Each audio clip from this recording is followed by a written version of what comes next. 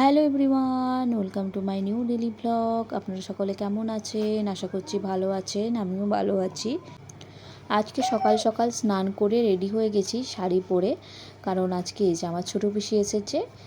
ছোটো পিসি সাধ খাওয়াবে 9 মাসের, তার জন্য সকাল সকাল শাড়ি পরে নিয়েছি, আলতা টালতা পরে নিয়েছি। আর এখানে এই যে ঠাম্মা বসে আছে, মা এখানে প্লেট এনে দিচ্ছে মিষ্টি সাজানোর জন্য।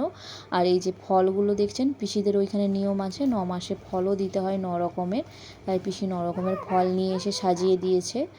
সব কিছু তো একসাথে খেতে পারবো না, তাই এই যে সব কিছু গোটা গোটাই রাখতে বলেছি, কাটতে না বলেছি। আর এখানে মিষ্টিও পিসি অনেক এনেছে, মিষ্টি খেয়ে আর ভালো লাগছিল না, তাও আমার পছন্দ মতো মিষ্টি আছে, সেগুলো একটা দুটো খাবো। পিসি প্রথমে আশীর্বাদ করে দিচ্ছে, তারপর মিষ্টিগুলো একটু খাবো।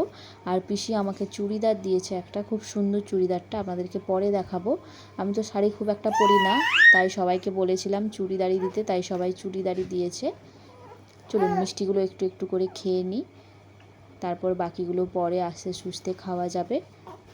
আমি মিষ্টি খাচ্ছিলাম আর পিসির সাথে গল্প করছিলাম, পিসি অনেক কিছু বলে দিচ্ছিলো, সেগুলো শুনছিলাম। আজকের মতো এটুকুই, টাটা।